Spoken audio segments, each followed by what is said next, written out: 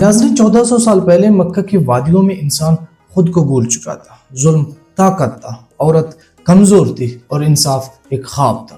دنیا میں علم کا نام و نشان نہیں تھا اور عرب کا معاشرہ اندھیروں میں گم تھا، اور انہی اندھیروں میں اللہ تعالیٰ نے ایک انسان کو چنا۔ یہ انسان تھا حضرت محمد صلی اللہ علیہ وآلہ وسلم۔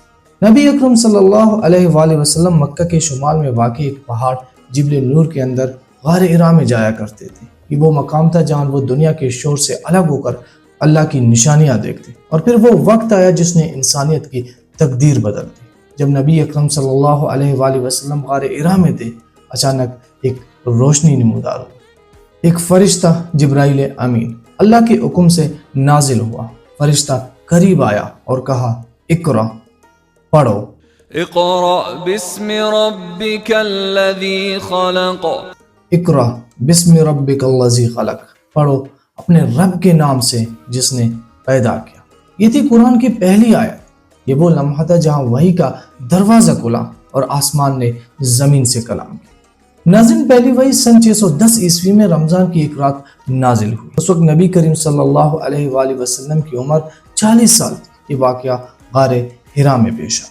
قرآن ایک دن میں نہیں اترا بلکہ 23 سال کے عرصے میں نازل ہوا تاکہ انسان اس کے پیغام کو آہستہ آہستہ سمجھے، عمل کرے اور جیے۔ جب کوئی مسئلہ ہوتا وہی نازل ہوتی، جب دشمن سوال اٹھاتے اللہ کا جواب آتا، جب مومن تک جاتے قرآن انہیں تسلی دیتا۔ یہی وجہ تھی کہ قرآن نے دلوں کو زندہ رکھا۔ وہ پہلا لمحہ جب جبرائیل نازل ہوئے، در حقیقت وہ لمحہ تھا جب انسانیت کو ایک نئی صبح ملی۔ دنیا میں کئی کتابیں آئی مگر کوئی کتاب وحی کے اس لمحے کی حرارت نہیں رکھتی۔ قرآن کا ہر لفظ اسی رات کی روشنی سے جڑا ہے، اسی نور سے جو غار حرا سے گزرا۔ یہ تھا وہ لمحہ جب قرآن کا سفر شروع ہوا اور وحی کا دروازہ کھلا۔ یہ صرف ایک کتاب کا آغاز نہیں تھا بلکہ انسانیت کی ہدایت کا بھی آغاز تھا۔ قرآن صرف ایک کتاب نہیں، یہ وہ کلام ہے جس کی حفاظت کا وعدہ خود اللہ نے کیا ہے۔ اللہ تعالیٰ فرماتا ہے، اِنَّا نَحْنُ نَزَّلْنَا الذِّكْرَ وَإِنَّا لَهُ لَحَافِظُونَ۔ اِنَّا نَحْنُ نَزَّلْنَا الذِّكْرَ وَإِنَّا لَهُ لَحَافِظُونَ۔ ہم نے اس کو نازل فرمایا ہے اور ہم ہی اس کے محافظ ہیں۔ یہ وہ واحد الہامی کتاب ہے جس کے بارے میں خالق کائنات نے خود کہا، میں اس کا محافظ ہوں۔ نہ کوئی بادشاہ، نہ کوئی مذہبی ادارہ، نہ کوئی انسان، بلکہ اللہ تعالیٰ خود۔ ناظرین، قرآن 23 سال میں نازل ہوا۔ یہ ایک مسلسل حفاظتی عمل تھا۔ جب بھی کوئی آیت نازل ہوتی، نبی اکرم صلی اللہ علیہ وآلہ وسلم فوراً کاتب وحی کو بلاتے۔ وہ آیت چمڑے، ہڈیوں، پتوں اور کپڑوں پر لکھتے۔ نبی صلی اللہ علیہ وآلہ وسلم خود تصدیق فرماتے کہ آیت درست لکھی گئی ہے۔ پھر صحابہ کرام کو وہ آیات زبانی یاد کرواتے۔ یوں قرآن کا ہر لفظ ایک ہی وقت میں تحریر بھی ہوا اور یاد میں بھی داخل ہو گیا۔ نبی اکرم صلی اللہ علیہ وآلہ وسلم کے زمانے میں سینکڑوں صحابہ کرام نے پورا قرآن حفظ کر لیا تھا۔ ان میں مشہور حفاظ تھے حضرت عثمان بن عفان، حضرت علی، حضرت عبداللہ بن مسعود، حضرت ابی بن کعب، حضرت زید بن ثابت اور حضرت معاذ بن جبل۔ یہ وہ لوگ تھے جنہوں نے قرآن کو نہ صرف یاد کیا بلکہ نبی اکرم صلی اللہ علیہ وآلہ وسلم سے براہ راست سنا۔ نبی اکرم صلی اللہ علیہ وآلہ وسلم کے وصال کے بعد حضرت ابوبکر صدیق رضی اللہ تعالیٰ عنہ کے دور میں مسلمانوں کو ایک بڑی جنگ کا سامنا ہوا۔ یہ تھا جنگ یمامہ۔ اس جنگ میں سینکڑوں حفاظ قرآن شہید ہو گئے۔ یہ خبر جب حضرت عمر رضی اللہ تعالیٰ عنہ کو ملی تو ان کے دل میں خوف پیدا ہوا کہ کہیں قرآن کا کوئی حصہ ضائع نہ ہو جائے۔ انہوں نے حضرت ابوبکر رضی اللہ تعالیٰ عنہ سے کہا، اے خلیفہ رسول، قرآن کو ایک جگہ جمع کر لیجئے تاکہ یہ ہمیشہ کے لیے محفوظ ہو جائے۔ ابتدا میں حضرت ابوبکر رضی اللہ تعالیٰ عنہ نے فرمایا، میں وہ کام کیسے کروں جو رسول اکرم صلی اللہ علیہ وآلہ وسلم نے نہیں کیا۔ پھر جب حضرت عمر نے کہا یہ خیر ہے، امت کی ضرورت ہے، تو خلیفہ راضی ہو۔ حضرت ابوبکر رضی اللہ تعالیٰ عنہ نے حضرت زید بن ثابت کو حکم دیا کہ وہ تمام آیات کو جمع کرے۔ زید رضی اللہ تعالیٰ عنہ کہتے ہیں کہ اگر مجھ سے کسی پہاڑ کو ہٹانے کا کہا جاتا تو وہ آسان ہوتا، لیکن قرآن کو جمع کرنا بہت بڑا کام تھا۔ انہوں نے ہر آیات کو 2 گواہوں کی تصدیق میں جمع کیا، ایک حافظ اور ایک تحریر۔ اگر دونوں میں مطابقت ہوتی تو وہ آیات مصحف میں شامل کی جاتی۔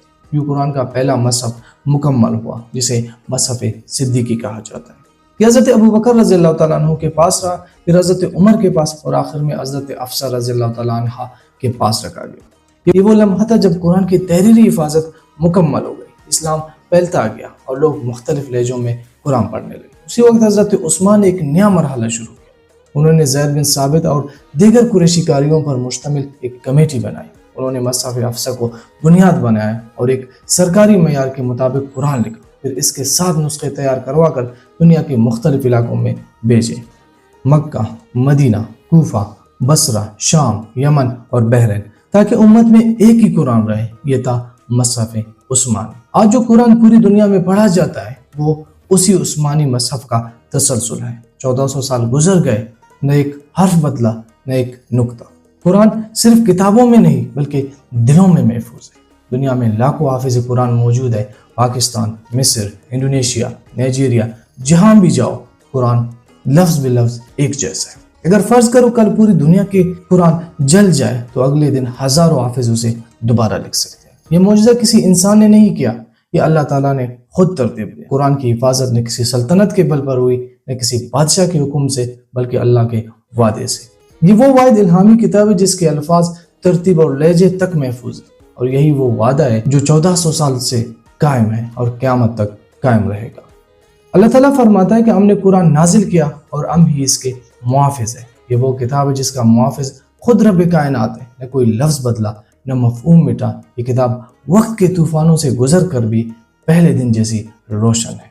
ناظرین، دنیا میں بہت سی آسمانی کتابیں نازل ہوئی، تورات، زبور، انجیل، سب کا ماخذ ایک ہی تھا، اللہ تعالیٰ۔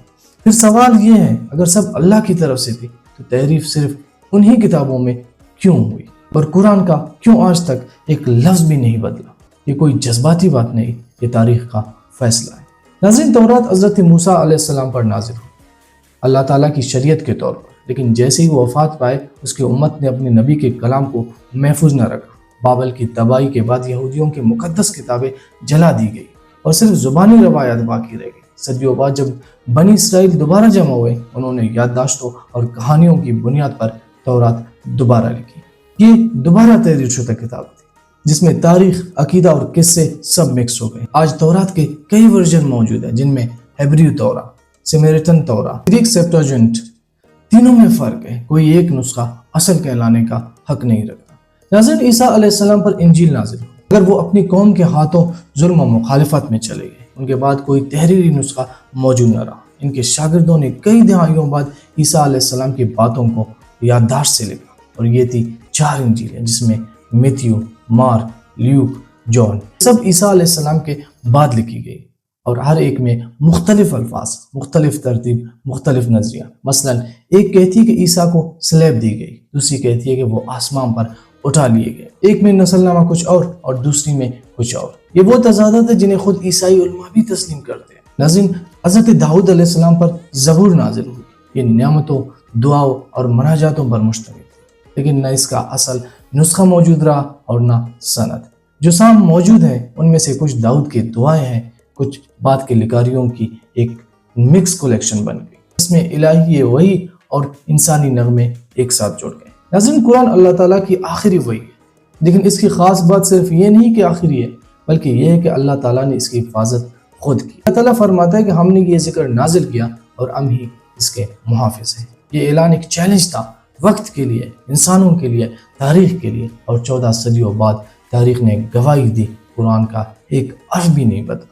ناظرین، قرآن ایک زندہ زبان عربی میں نازل ہوا، آج بھی وہ زبان زندہ ہے، بولی جاتی ہے، لکھی جاتی ہے اور سمجھی جاتی ہے۔ جبکہ تورات عبرانی میں اور انجیل ارامئی میں، قرآن نبی اکرم صلی اللہ علیہ وآلہ وسلم کے دور میں ہی لکھا گیا، جبکہ دوسری کتابیں بعد میں۔ ہر دور میں مسلمانوں نے قرآن کی اصل عربی شکل کو محفوظ رکھا، کبھی کوئی فرقہ یا حکومت اس میں ایک لفظ بھی بدل نہ سکی۔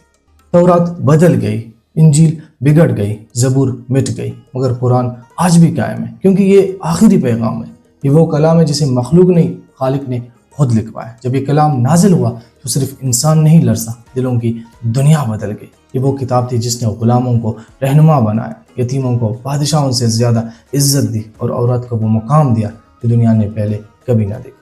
یہ قرآن الفاظ کا مجموعہ نہیں، یہ زندگی کا انقلاب تھا۔ قرآن کی نزول سے پہلے عرب کا معاشرہ ظلم، تعصب اور جہالت میں ڈوبا ہوا تھا۔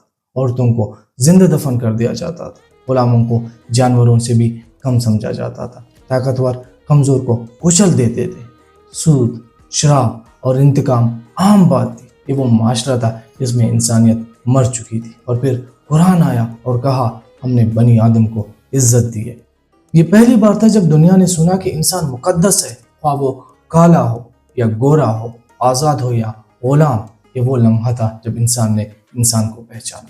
ناظرین، قرآن نے عورت کو عزت دی، جان عورت کو بوجھ سمجھا جاتا تھا۔ قرآن نے عورت کو ماں، بہن، بیٹی اور شریک حیات کے طور پر احترام اور حق دیا۔ نبی اکرم صلی اللہ علیہ وآلہ وسلم نے فرمایا تم میں بہترین وہ ہے جو اپنے بیوی کے لیے بہترین۔ یہ وہ انقلاب تھا جس نے جاہلیت کی زنجیریں توڑ دی۔ قرآن نے انسان کو طاقت نہیں بلکہ عدل کا قانون دیا۔ اسلامی ریاست مدینہ دنیا کی پہلی ریاست تھی جہاں امیر و غریب ایک صف میں کھڑے تھے، جہاں خلیفہ کہتا تھا اگر میری بیٹی نے چوری کی تو میں اس کا ہاتھ کاٹ دوں گا۔ یہ قرآن کا عدل تھا جس نے بادشاہوں کو جھکنے پر مجبور کر دیا۔ قرآن نے غلاموں کو آزاد کرنے کو عبادت بنا دیا، اور غلام آزاد کرو یہ صرف الفاظ نہیں تھے، انسانی انقلاب کا اعلان تھا۔ حضرت بلال حبشی رضی اللہ تعالیٰ عنہ جو غلام تھے، اسلام کے پہلے مؤذن بنے۔ ان کی اذان مکہ کی فضاؤں میں گونجی اور پوری دنیا کو بتایا رنگ یا نسل کی حیثیت نہیں بلکہ ایمان سب سے اونچا ہے۔ ناظرین، قرآن نے علم کو عبادت بنایا۔ دنیا کی پہلی وحی تھی اقرا، یعنی پڑھو۔ یہ لفظ پڑھو دراصل انسانی علم کی بنیاد تھی۔ یہ قرآن ہی تھا جس نے دنیا میں تعلیم کا دور شروع کیا۔ قرآن نے عرب، عجم، کالا، گورا سب کو ایک امت میں جوڑا۔ اسلام کے ابتدائی 50 سال میں دنیا کی تاریخ بدل گئی۔ عرب سے نکلنے والا یہ امت علم، عدل، اخلاق اور امن کا نمونہ بن گئی۔ قرآن نے وہ انقلاب پیدا کیا جو کسی تلوار نے نہیں، کسی فوج نے نہیں بلکہ الفاظ نے پیدا کیا۔ یہ وہ انقلاب تھا جس نے روم اور فارس کی سلطنتوں کو گرا کر انسانیت کو زندہ کر دیا۔ یہ قرآن صرف مذہب کی کتاب نہیں، یہ انسان کی کتاب ہے۔ یہ وہ کلام ہے جس نے غلام کو سردار، عورت کو معزز اور ظالم کو عادل بنا دیا۔ یہ قرآن جب دل میں اترتا ہے تو انسان بدلتا ہے، اور جب معاشرہ قرآن سے جڑتا ہے تو دنیا بدلتی ہے۔ اللہ تعالیٰ فرماتا ہے بے شک یہ قرآن اس راستے کی رہنمائی کرتا ہے جو سب سے سیدھا ہے۔ آج جدید سائنس قرآن کے بیانات کی تصدیق کر رہی ہے۔ قرآن نے کہا ہم نے ہر زندہ چیز پانی سے بنایا۔ سائنس آج کہتی ہے سیل، ہیومن نے سب پانی پر منحصر ہے۔ صدیاں گزر گئی، سلطنتیں آئی، سلطنتیں مٹ گئی، زبان بدل گئی، رسمیں بدل گئی، لیکن قرآن نہیں بدلا۔ یہ کتاب غار حرا میں اتری تھی اور آج بھی دلوں میں اترتی ہے۔ جب دنیا مٹی کے بتوں کے سامنے جھکی ہوئی تھی، قرآن نے کہا اللہ کے سوا کوئی معبود نہیں۔ جب انسان خود کو بھول گیا تھا، اللہ نے کہا ہم نے انسان کو بہترین صورت میں پیدا کیا۔ دنیا کی ہر کتاب وقت کے ساتھ ساتھ پرانی ہو جاتی ہے، لیکن قرآن ہر دن نیا لگتا ہے۔ ایک بچہ جب اسے سیکھتا ہے تو اس کی زبان نور بن جاتی ہے، ایک بوڑھا اسے سنتا ہے تو اس کا دل ہلنے لگتا ہے۔ یہی وجہ ہے کہ جب قرآن کی تلاوت کسی مسجد سے گونجتی ہے تو فضا بدل جاتی ہے، ہوا بدل جاتی ہے، اور دل کہتا ہے یہ کلام کسی انسان کا نہیں ہو سکتا۔ ناظرین، قرآن دنیا بھر کے مسلمانوں کو ایک زبان میں جوڑتا ہے۔ انڈونیشیا سے مراکش تک، پاکستان سے نائجیریا تک سبھی ایک قرآن پڑھتے ہیں۔ ایک ہی تلفظ، ایک ہی آیت، ایک ہی روح۔ یہ وحدت کسی سیاسی طاقت سے نہیں، وحی کی طاقت سے قائم ہے۔ یہی قرآن کہتا ہے تم سب اللہ کی رسی کو مضبوطی سے تھام لو، تفرقوں میں نہ پڑنا۔ یہ رسی آج بھی وہی ہے، بس ہم نے تامنے کا انداز چھوڑ دیا۔ ناظرین، قرآن صرف صحرا اور پرانے عرب کے لیے نہیں تھا، یہ آج کے انسان کے لیے بھی ہے جو سوشل میڈیا کے شور میں گم ہے اور خود کو تلاش کر رہا ہے۔ یہ کتاب تمہیں بتاتی ہے کہ تم کون ہو، کہاں سے آئے ہو اور کہاں جا رہے ہو۔ اللہ تعالیٰ فرماتے ہیں کیا انسان نہیں جانتا کہ ہم نے اسے نطفے سے پیدا کیا، پھر وہ جگڑنے لگتا ہے۔ یہ آیت آج کے انسان کے غرور پر ضرب لگاتی ہے، جو ایٹم بناتا ہے مگر خود کو نہیں پہچانتا۔ ناظرین، قرآن آخری وحی ہے اور اس کے بعد کوئی الہامی کتاب نہیں آئے گا۔ یہ اللہ کا آخری پیغام ہے۔ یہ وہ کلام ہے جس پر نہ وقت کا زنگ لگتا ہے نہ تحریف کا سایہ۔ یہ وہ کتاب ہے جسے باطل چھو بھی نہیں سکتا۔ 1400 سال گزر گئے، دنیا کے ہر کونے میں ایک ہی قرآن ہے۔